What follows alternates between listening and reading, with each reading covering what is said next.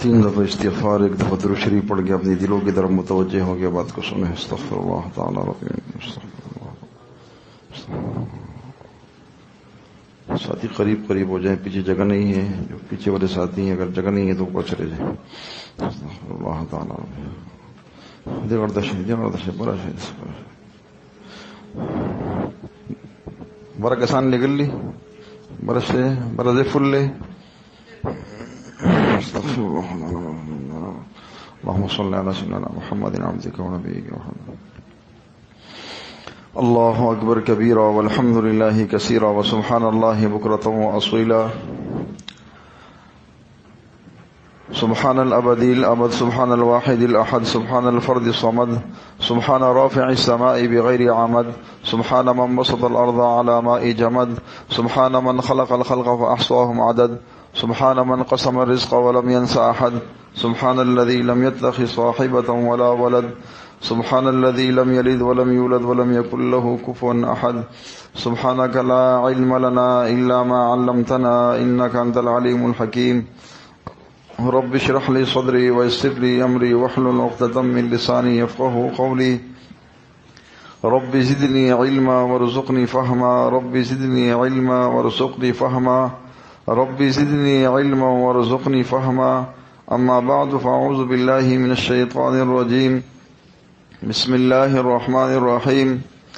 الذين يذكرون الله قياما وقعودا وعلى جنوبهم ويتفكرون في خلق السماوات والأرض ربنا ما خلقت هذا باطلا سبحانك فقنا عذاب النار۔ قال رسول الله صلى الله عليه وسلم في معنى الحديث: مثل الذي يذكر ربه والذي لا يذكر ربه مثل الحي والميت، أو كما قال عليه الصلاة والسلام۔ صدق الله وصدق رسوله النبي الكريم، ونحن على ذلك من الشاهدين والشاكرين، والحمد لله رب العالمين۔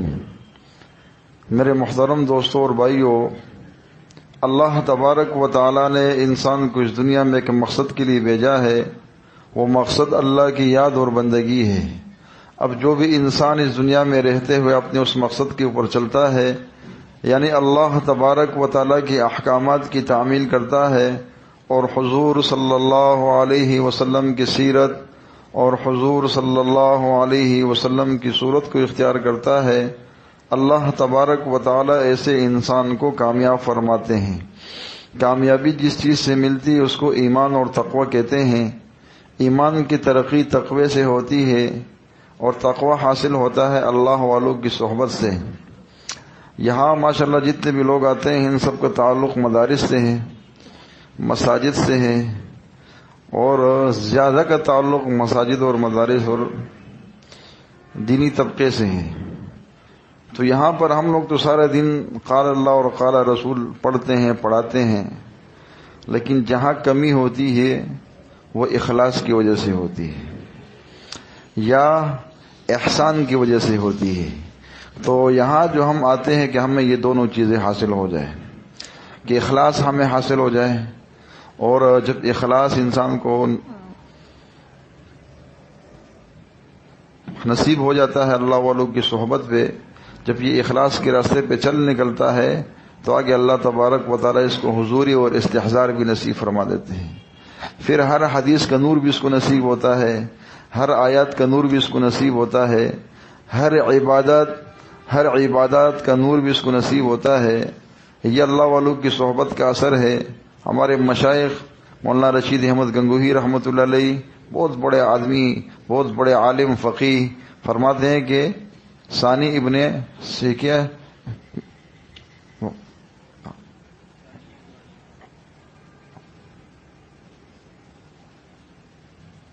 امام ابو حنیفہ ہیں، اتنے بڑے عالم ہیں، فقیہ ہیں، لیکن جب مولانا رشید احمد گنگوہی رحمۃ اللہ علیہ کی صحبت میں جاتے ہیں تو بڑا عجیب اثر ہوتا ہے ان پہ۔ اول تو کہتے ہیں کہ بھئی ہمارے پاس وقت نہیں ہے، درس و تدریس ہے، مشاغل ہیں، لیکن حضرت فرماتے ہیں کہ ایک رات رک جاؤ، اور اپنے خادم سے کہتے ہیں کہ ان کی چارپائی ہمارے چارپائی کے ساتھ لگا لو۔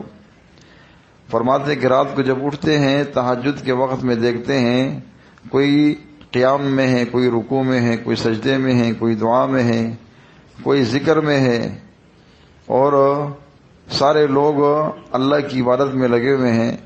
کہا کہ ہم مولانا رشید احمد گنگوئی رحمۃ اللہ علیہ کو ان کے شیخ نے کہا ہم تمہیں اٹھائیں گے نہیں. تو اس کے اندر بھی کوئی راز ہوتا ہے کیا؟ وہ چارپائی کی نسبت ایسی ہے کہ حضرت اٹھے ہوئے تو دوسرے چارپائی کے اندر اس کی حرارت موجود ہے.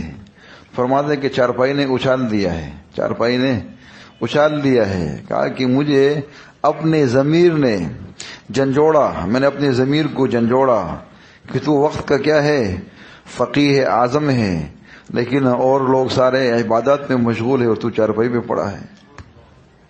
فرماتے ہیں کہ تہجد کے فضائل تو ہمیں معلوم تھے، لیکن تہجد کی توفیق ہمیں حاجی امداد اللہ صاحب رحمۃ اللہ علیہ کی صحبت سے نصیب ہوئی، اور ایسی نصیب ہوئی پھر کبھی چھوٹی نہیں ہے. پھر اللہ تبارک و تعالیٰ نے علم کے وہ انوارات بھی ان کے سینے پہ اتنے ظاہر کیے ہیں. اس کے رموز و اسرار کے 2 سال کے بعد حاجی امداد اللہ صاحب رحمۃ اللہ علیہ گنگوہ شریف جاتے ہیں. کہتے ہیں کہ چلو ہم اپنی اس فقیر کی خبر لے لیتے ہیں. تو جب ان کے پاس جاتے ہیں مولانا رشید احمد گنگوئی رحمۃ اللہ علیہ سے پوچھتے ہیں کہ بتاؤ تم نے ان 2 سالوں میں کیا محسوس کیا ہے؟ تو مولانا رشید احمد گنگوئی رحمۃ اللہ علیہ فرماتے ہیں کہ حضرت 2-3 باتیں محسوس کی. وہ کیا باتیں محسوس کی ہے؟ کہا کہ پہلے جب میں مطالعہ کیا کرتا تھا تو اشکالات وارد ہوتے تھے. تو کہا کہ ان کو دیکھنے کے لیے، اس اشکال کو دور کرنے کے لیے میں شروحات کا مطالعہ کیا کرتا تھا. اب الحمدللہ آپ کے ذکر کی برکت کی وجہ سے، توجہ اور دعا کی وجہ سے آپ اشکال وارد نہیں ہوتے ہیں. اگر ہو بھی جاتے ہیں تو اس کا جواب بھی اللہ دل میں اتار دیتے ہیں. دوسری بات یہ ہے، کہا کہ پہلے میں اپنے نفس کو زبردستی مائل کرتا تھا عبادت کی طرف، اپنے نفس پہ زبردستی کرتا تھا. بعض لوگ کہتے ہیں وقت ہوتا ہے اٹھ جاتے ہیں، 4 بجے آنکھ کھل جاتی ہے، 4:30 بجے آنکھ کھل جاتی ہے، گھڑی کو دیکھتے بھی رہتے ہیں پھر بھی سو جاتے ہیں. پھر بعض ایسے بھی ہوتے ہیں کہ اپنے نفس پہ کیا کرتے ہیں، زبردستی کرتے ہیں. کہا کہ میں اپنے نفس پہ زبردستی کیا کرتا تھا اطاعت کے معاملے میں، کہ الحمدللہ اب آپ کی اس مجلس کی وجہ سے، صحبت کی وجہ سے، دعا اور توجہات اور ذکر کی برکت کی وجہ سے اب نفس کے اوپر زبردستی نہیں کرنی پڑتی. نفس خود بخود مائل ہو جاتا ہے اطاعت کی طرف، سستی اور کاہلی ختم ہو گئی. اور تیسری چیز کہا کہ پہلے جب میں کہیں بات کیا کرتا تو اس بیان کے دوران مجھے اس بات کی فکر ہوتی کہیں مجھے کوئی ملامت کرنے والا ملامت نہ کرے. تو الحمدللہ کہ اب میں جب بھی بات کہتا ہوں تو مجھے کسی کی پرواہ نہیں ہوتی. حق بات اگر کہتا ہوں تو مجھے کسی ملامت کرنے والے ملامت کی پرواہ نہیں ہوتی. تو حضرت نے فرمایا کہ پہلی بات سے آپ کی علم کی تکمیل ہو گئی ہے. نصوص شریعہ کے اندر جہاں تعارض واقع نہ ہو تو کیا ہے، یہ آپ کی علم کی تکمیل ہے. اور دوسرا آپ نے فرمایا کہ میری طبیعت اب خود بخود اطاعت کی طرف مائل ہو گئی ہے. تو فرمایا کہ مکروہات شرعیہ مکروہات طبعیہ بن گئی ہے، اس سے آپ کی عمل کی تکمیل ہو گئی ہے. اور تیسری بات جو آپ فرماتے ہیں کہ اب میں حق بات کہتے ہوئے کسی ملامت کی پرواہ نہیں کرتا، اس سے آپ کی اخلاص کی تکمیل ہو گئی، اس سے آپ کی اخلاص کی تکمیل ہو گئی ہے. اور یہ چیزیں ہوتی ہے، یہ اللہ تبارک و تعالیٰ کے ایک فیضان ہے. ہم اس دن گئے تھے حضرت کے پاس، مولانا فیض اللہ آزاد صاحب کے پاس. انہوں نے عجیب بات بتائی. کہا کہ یہاں پنجاب کے اندر ایک بزرگ ہے، انہوں نے شرع عقائد مسلک کی ہے شاید، یا ان کا حاشیہ لکھا ہے. فرمایا کہ ان کے پاس کوئی ایسا علم نہیں تھا، لیکن علم لدنی اللہ نے ان کو عطا فرمایا تھا کہ دونوں ہاتھوں سے دونوں علم الگ الگ لکھتے تھے. ایک وقت میں 2 ہاتھوں سے 2 علم، ایک دماغ اس طرف اور ایک دماغ اس طرف. یہ علم لدنی ان کو عطا فرمایا. کہا کہ عقل حیران ہو جاتی ہے، عقل حیران ہو جاتی ہے. اللہ کے ذات پہ اتنا کامل یقین ہے کہ جب انگریز سامراج آیا اس علاقے کی طرف تو انہوں نے کہا کہ ان کے پاس طلباء ہے، تو انہوں نے اپنے 200 فوجی بھیجے، 200 فوجی بھیجے فرنگی ان کو.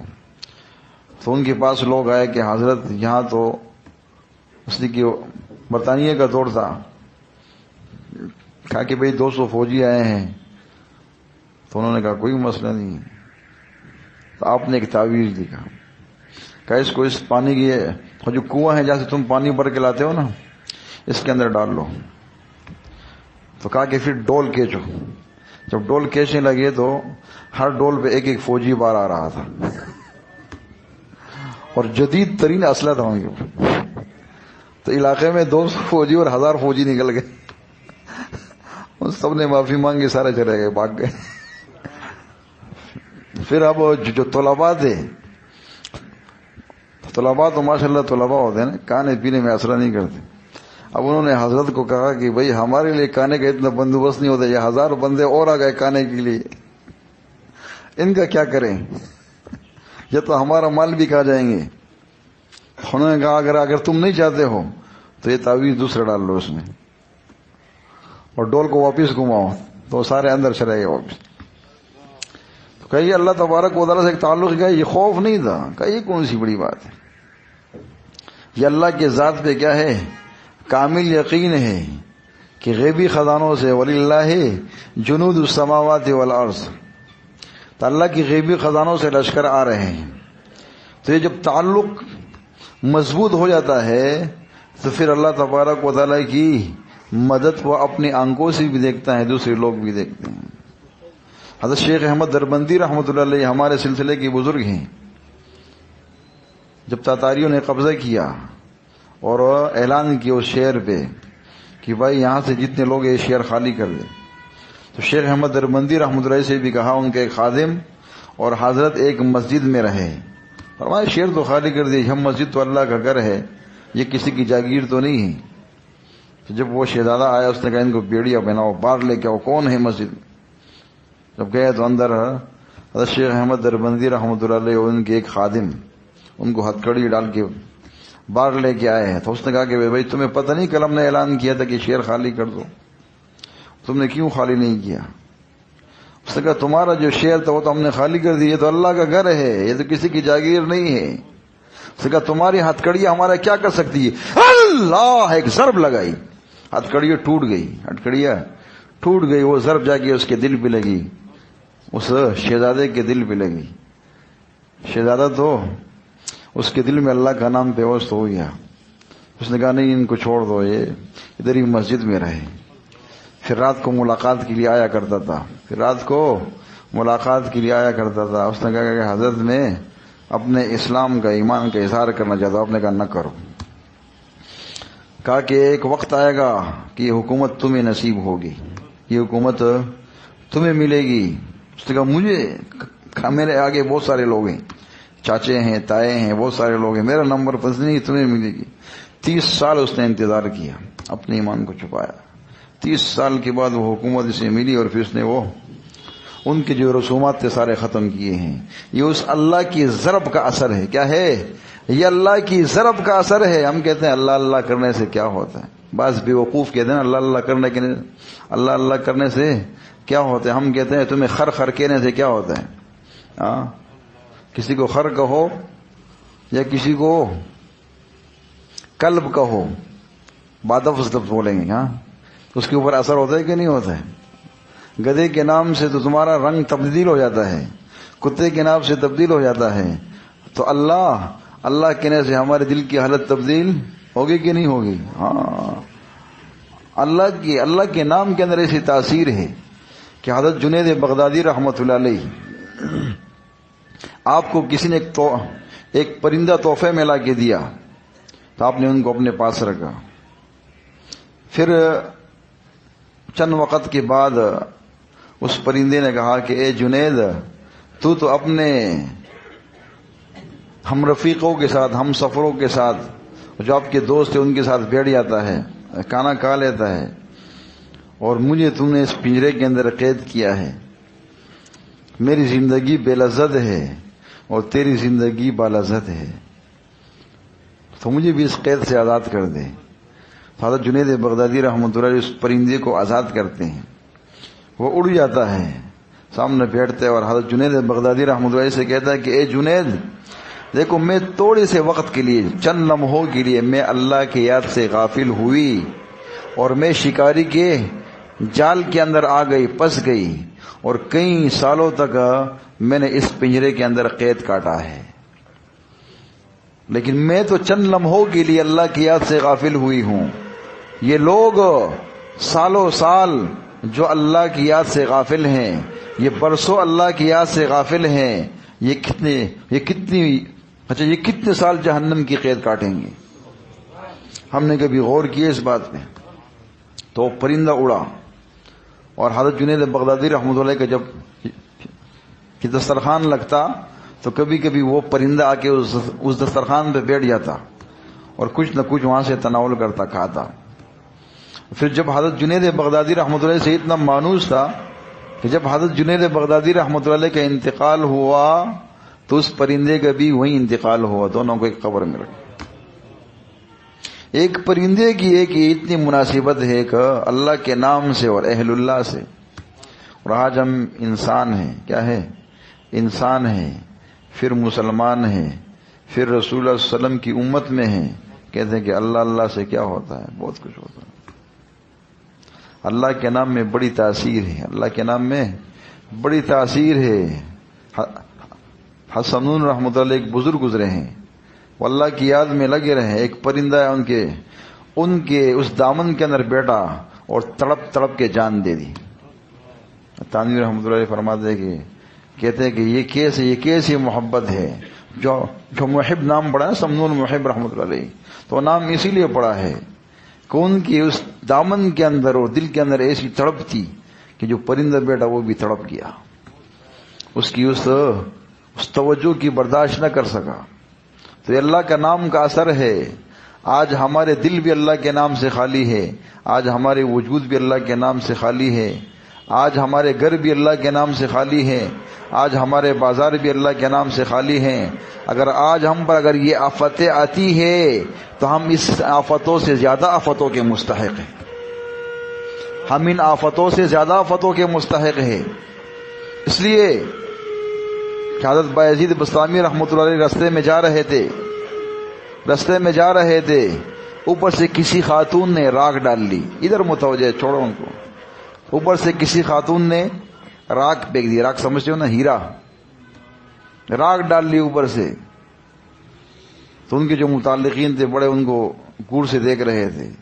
تو حضرت بایزید بسطامی رحمۃ اللہ نے فرمایا کہ نہ، یہ سر تو آگ کے قابل تھا، اللہ نے راکھ پہ ڈال دیا. یہ سر تو آگ کے قابل تھا، اس پہ آگ برس جاتی.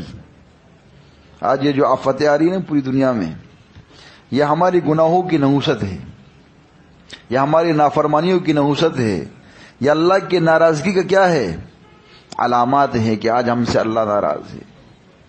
گھروں کے اندر میاں بیوی ایک دوسرے سے ناراض ہے، والدین اپنے بچوں سے ناراض ہے، اس لیے کہ یہ علامت ہے ہم سے اللہ ناراض ہے. حضرت فضیل بن عیاض رحمۃ اللہ علیہ فرماتے ہیں جس دن مجھ سے اللہ ایک نافرمانی ہو جاتی ہے، اس نافرمانی کا اثر میں اپنے گھر میں دیکھتا ہوں.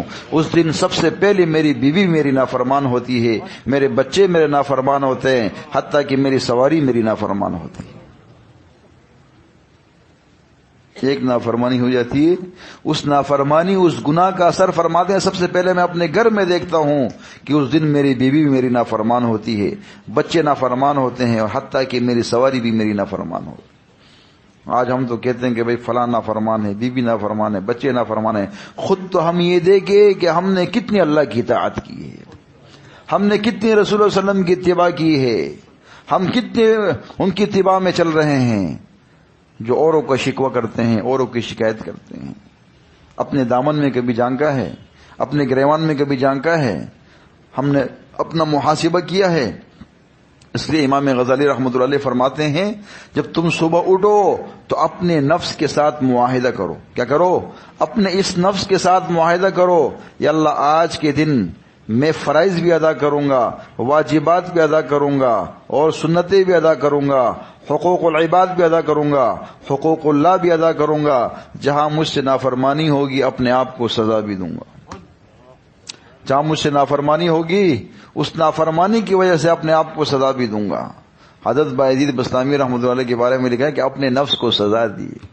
ایک دن تہجد میں اٹھنے میں دیر ہو گئی، کہا کہ پورا سال وہ رات نہیں سوئے، کہ یہ میں نے اپنے نفس کو سزا دی. کہ اگر اللہ تبارک و تعالیٰ مجھ سے پوچھے جنت میں جانے کے بعد کہ بایزید تمہاری کیا خواہش ہے، کیا چاہت ہے؟ تو میں کہوں گا کہ مجھے اختیار دے دے کہ میں اپنے اس نفس کو جہنم کی آگ کے اندر ایک غوپہ اور کما، اس نے مجھے بہت تڑپایا ہے۔ تو انہوں نے ان کو یہاں بھی ان کو کیا کیا، اپنے نفس کو سزا دی، اور وہاں بھی کہتے ہیں کہ میں اگر مجھ سے اگر اللہ نے پوچھے تو میں اس نفس کو سزا دوں گا، اپنی نفس۔ ہم نے کبھی نفس کو سزا دی ہے؟ تہجد پڑھتے پڑھتے پڑھتے پھر رہ جاتی ہے، ذکر کرتے کرتے پھر چھوٹ جاتا ہے۔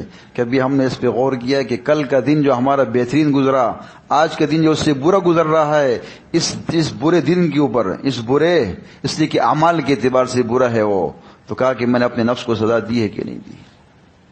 اگر نہیں دی ہے تو ہم اپنے نفس کے ساتھ اچھا سلوک نہیں کر رہے ہیں۔ تو صحابہ نے سزا دی ہے، امیر معاویہ رضی اللہ عنہ سزا دی ہے کہ نہیں دی؟ ایک رات تہجد کی نماز رہ گئی، صحابی رسول کاتب وحی ہے، ہم اپنی طرف سے نہیں کہتے ہیں۔ تہجد کی نماز رہ گئی، اتنا روئے کہ چند راتوں کے بعد پھر ایسا موقع آیا کہ پھر سستی ہو گئی، کسی نے اٹھا دیا ان کو، کہا بھائی تم کون ہو اٹھانے والے؟ کہا میں ابلیس ہوں۔ کیا ابلیس لوگوں کو سلاتا ہے، اٹھاتا تو نہیں؟ کہا اس دن جو تم سے تہجد کی نماز رہ گئی تھی، تم اتنا روئے ہو کہ اس رونے کی وجہ سے تمہارے مقامات اتنے بلند ہوئے ہیں کہ تہجد کی نماز سے نہ ہوتے۔ اگر آج پھر رہ گئی تو پھر کل صبح پھر تم رو گے اللہ کے سامنے، پھر تمہارے اور مقامات بلند ہوں گے۔ تو یہ شیطان جو ہے، یہ انسان کو جب ہٹاتا ہے نا رستے سے، تو بڑے عمل سے اس کو چھوٹے عمل کے اوپر لے کے آتا ہے۔ جلال الدین رومی رحمۃ اللہ علیہ نے ایک واقعہ نقل کیا ہے کہ ایک بندے نے نماز شروع کی، اس نے صاف کپڑے پہنے اور کہا کہ آج سے میں نماز شروع کرتا ہوں۔ نماز شروع کی، اپنے جسم کو غسل کیا اور نئے کپڑے پہنے، مسجد کے چل نکلا۔ اندھیرا ہے اور اندھیری رات کے اندر اس کو ٹوکر لگی اور کیچڑ میں گر گیا، اس کے کپڑے بھی خراب ہو گئے، اس کا جسم بھی خراب ہو گیا۔ یہ پھر آیا، صبر کیا، پھر دوبارہ اپنے جسم کو دھویا، کپڑے پہنے اور مسجد کی طرف چل نکلا کہ بھئی میں نماز کے لیے جا رہا ہوں۔ اس جگہ پہ آگے پھر ٹوکر لگی نا، اندھیرا تھا، پھر ٹوکر لگی، پھر یہ اٹھا، اس کے کپڑے خراب ہو گئے، اس کا جسم خراب ہو گیا، پھر گیا دوبارہ واپس گھر میں۔ تیسری دفعہ جب اسے اپنے جسم کو دھویا، اپنے کپڑوں کو دھویا، اور جب گھر سے باہر نکلنے لگے تو ایک شخص، اس کے ہاتھ میں چراغ ہے۔ کیا ہے؟ چراغ ہے، اور اس کو کہتے کہ بھائی میں آپ کو مسجد تک لے کے جاتا ہوں۔ مسجد تک اس کو لے کے آ گئے، اس کیچڑ سے ان کو نکال دیا۔ جب یہ مسجد گیا اندر نماز پڑھنے کے لیے تو وہ شخص صاحب چراغ جو ہے وہ باہر کھڑا رہا، دروازے پہ، اندر نہیں گیا مسجد میں۔ جب یہ نماز سے فارغ ہو، اس نے کہا چلو میں تمہیں اپنے گھر تک لے کے جاتا ہوں، جہاں تمہارا گھر ہے اسی روشنی میں تمہیں لے کے جاتا ہوں۔ جب اس کو اپنے گھر تک پہنچایا، اس نے کہا بتاؤ تم کون ہو؟ اس نے کہا میں ابلیس ہوں۔ اس نے کہا ابلیس تو اتنا اچھا کام نہیں کرتا، وہ تو نمازیں چھوڑواتا ہے، پڑھاتا نہیں ہے، تم نے کیسے آج مجھے نماز پڑھانے کے لیے یہ راستہ یہ چراغ جلایا ہے؟ کہا جب تم پہلی دفعہ تم نے ارادہ کیا اور تم گھر سے نکلے، اور جب تم کیچڑ میں گرے تم نے صبر کیا، تو اس سے تمہارے اللہ پاک نے تمہارے پچھلے تمام گناہ معاف کر دیے۔ جب تم دوبارہ کپڑے تبدیل کر کے آئے مسجد کے لیے، اسی جگہ پہ پھر گرے، اسی کیچڑ پہ تم نے پھر صبر کیا، تو اللہ تبارک و تعالیٰ اس کی برکت سے تمہارے گھر والوں کے گناہ معاف کر دیے۔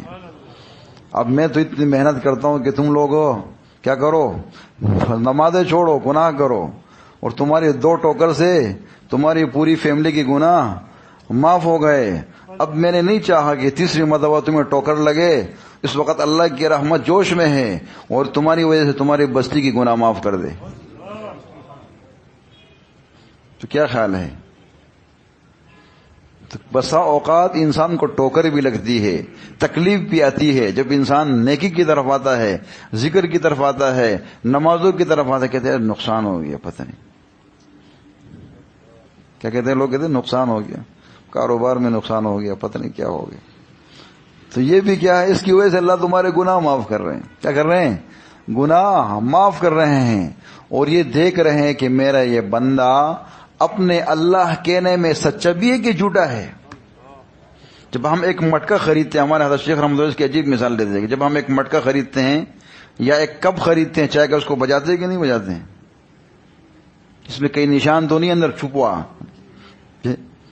جو رنگ ہے اس کے اندر کوئی نشان تو نہیں ہے پٹنے والا. جب ہم ایک کپ خریدتے ہیں اس کو بجاتے ہیں، ایک مٹکا خریدتے ہیں اس کو بجاتے ہیں، جب اللہ تبارک و تعالیٰ ایک بندے کو اپنے نام کے لیے قبول کریں کیا اس کو بجائیں گے نہیں؟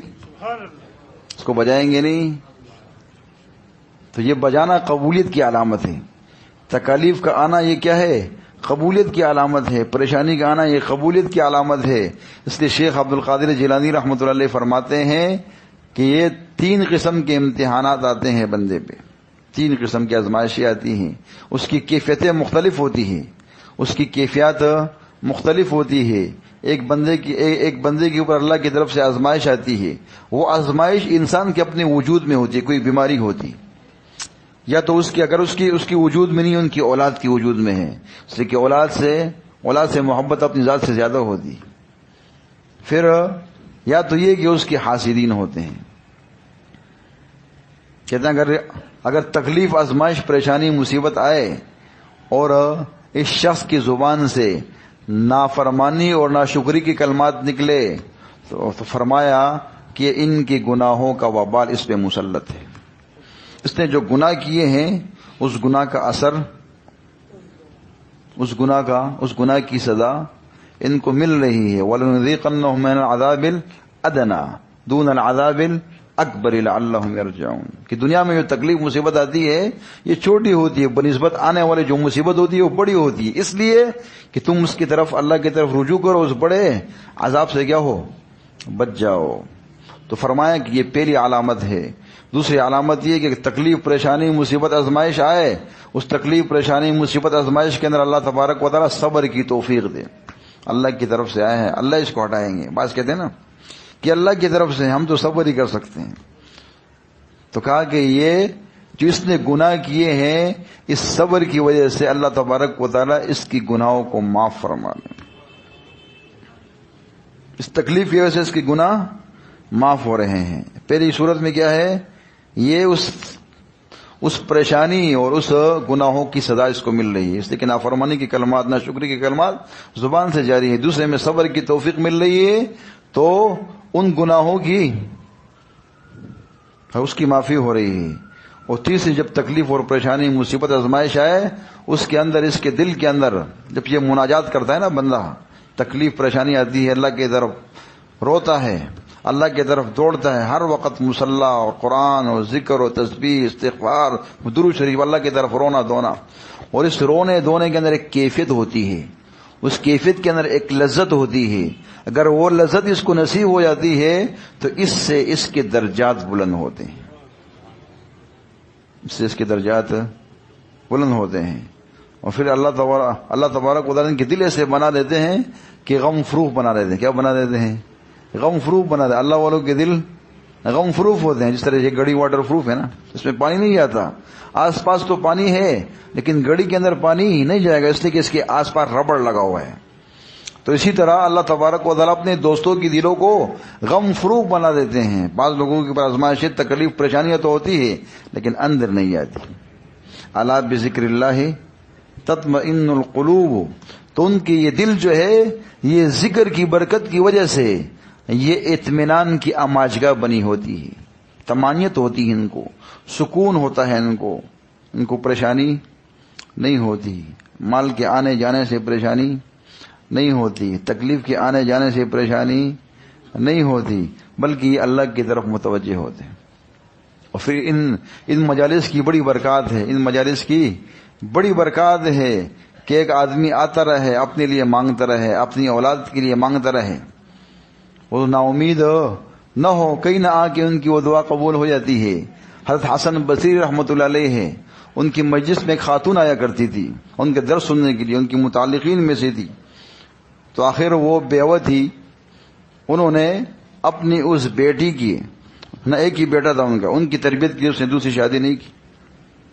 وہ بیٹا جیسے جوان ہوتا رہا ویسے وہ بغاوت کی طرف آیا، نافرمانی کی طرف آیا. انہوں نے بہت سمجھایا، حسن بصری رحمۃ اللہ کی مجلس میں لے کے آتے، پھر وہ نہیں مانتا، پھر چلے جاتے، پھر آوارہ گردی میں لگا رہا، اس لیے کہ جس کے اوپر کوئی سرپرست نہیں ہوتا وہ آوارہ گردی میں چلا جاتا ہے. تو ماں کی بات کون سنتا ہے؟ تو وہ آتی رہی درس میں اور حسن بصری رحمۃ اللہ سے ان کی دعا کراتی رہی، ان کو لے کر، لیکن وہ بات نہیں مانتا، حتیٰ کہ انہوں نے اتنی نافرمانیاں کی، اپنی زندگی گناہوں میں اتنی گزار دی کہ ان کی وہ زندگی جو ہے ایسی بیماری پیدا ہو گئی کہ لا علاج بیماری. جب انسان نافرمانی کرتا ہے، زنا کرتا ہے، شراب پیتا ہے، نشے کرتا ہے، تو پھر ان کی یہ جوانی بھی سکڑ جاتی ہے، یہ بھی سکڑ جاتی ہے، اور یہ پھر موت کی قریب کر دیتی ہے اس کو. تو کہا کہ لا علاج مرض اس کو لاحق ہو گیا. بہت دعائیں کی. پھر ان کو کہا کہ آخری دفعہ انہوں نے اپنے حسن بصری رحمۃ اللہ سے کہا کہ آپ دعا کر دو. پھر جب دعا کی پھر آیا تو اپنے بیٹے سے کہا دیکھو اب تو تمہارا آخر وقت ہے، ایسا مرض تمہیں لاحق ہے کہ اس سے تیری جان کو خطرہ ہے، تو اب بھائی اب توبہ کر لو. اس نے کہا میں ایک شرط پہ توبہ کرتا ہوں کہ حسن بصری رحمۃ اللہ علیہ آ جائے اور میں ان کے سامنے توبہ کر دوں. تو حسن بصری رحمۃ اللہ علیہ کہ جب ان کی والدہ گئی درس میں بیٹھی، اس کے بعد قیلولے کا وقت ہوتا ہے، اور شیخ مجید الفسانی رحمۃ اللہ علیہ فرماتے ہیں کہ جو دوپہر کا قیلولہ ہے یہ مجھے کروڑہ تہجد سے افضل لگتا ہے. کتنے کروڑ تہجد سے یہ افضل ہے، اس لیے کہ اس کے اندر اگر ساری رات آپ نیند نہ کرو، دوپہر کو 1 گھنٹہ سو جاؤ تو ساری رات کی تھکاوٹ ختم ہو جاتی ہے. تو آئی تو انہوں نے کہا درس کے بعد کہا کہ بھائی میرا بیٹا جو ہے اس نے کہا ہے آج کہ اگر حسن بصری رحمۃ اللہ علیہ آ جائے تو میں ان کے ہاتھ پہ بیت توبہ کرتا ہوں اور میں اپنے گناہوں کو چھوڑتا ہوں. حسن بصری رحمۃ اللہ نے فرمایا کہ اس نے اپنی زندگی کو خراب کیا، ہم نے ان کو اتنی خوب نصیحتیں کی، وہ نہیں مانا، اب کیا مانے گا، تو ہمارے آرام کا وقت ہے. حضرت چلے گئے. کہا کہ میں نہیں آتا، کہ اس نے اتنی نافرمانی کی، اتنے گناہ کیے، اگر یہ مر گیا نا اس کا جنازہ بھی نہیں پڑھتا ہوں. تو جب ان کی والدہ یہ پریشانی کی حالت میں بیٹے سے کہا کہ تم نے اتنی اللہ کی نافرمانی کی ہے کہ تم نے اللہ کو بھی ناراض کیا ہے، مجھے بھی ناراض کیا اور حسن بصری رحمۃ اللہ علیہ کو بھی ناراض کیا ہے، انہوں نے تو یہاں تک کہہ دیا ہے کہ اگر یہ مر گئے تو میں ان کے جنازہ بھی نہیں پڑھاؤں گا. تو انہوں نے ایک دل کے اندر سے سچی دل سے توبہ کی. ادھر وہ توبہ کر رہا ہے وہ نوجوان، لیکن ماں کا تعلق اپنے کس کے ساتھ ہے؟ اپنے مربی کے ساتھ ہے، آنا جانا نہیں چھوڑا ہے. ان کا دل بھی تو کھا رہا ہے نا، اندر سے کٹ رہا ہے کہ ایک سرمایہ ہے ان کا، ظاہر کا سرمایہ تو ختم ہو گیا، مال تو اس نے سارا اڑا دیا، لیکن یہ تو آخرت کا سرمایہ ہے، یہ تو بچ جائے. اور وہ یہاں سے وہ اپنی ماں سے کہتا ہے کہ اگر میں مر جاؤں تو میرے اس گردن کے اندر، اس گلے کے اندر اپنے دوپٹے کو ڈالنا اور کتے کی طرح مجھے گھسیٹنا، اس لیے اور یہ اعلان کرنا کہ جو لوگ اللہ کے نافرمان ہو، اللہ کے رسول کے نافرمان ہو، ماں باپ اور اساتذہ کے نافرمان ہو، ان کی سزا یہ ہوتی ہے. اور کہا کہ مجھے مسلمانوں کی قبرستان میں دفن نہ کرنا کہ میری گناہوں کی وجہ سے ان کو تکلیف ہوگی، جو آگ لگے گی میری قبر میں، اس کی حرارت، ان کی تپش ان کو بھی محسوس ہوگی. تو کہا کہ مجھے اپنے اس گھر کے صحن میں دفن کر دینا. اور اللہ تبارک و تعالیٰ سے معافی مانگ رہے، اللہ میرا کوئی اور آسرا نہیں، میں تو آپ سے معافی کا طلبگار ہوں.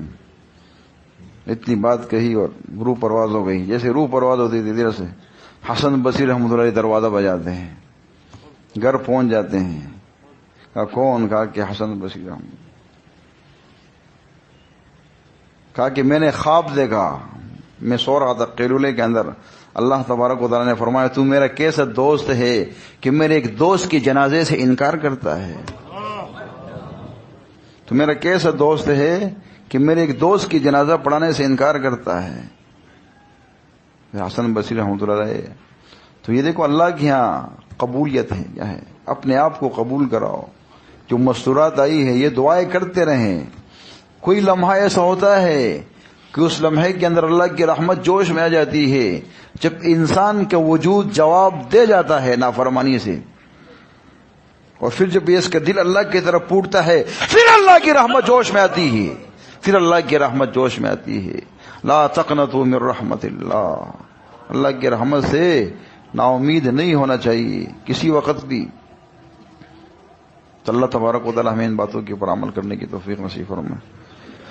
3 دفعہ استغفار پڑھ. استغفر اللہ تعالی استغفر اللہ تعالی استغفر اللہ تعالی استغفر اللہ.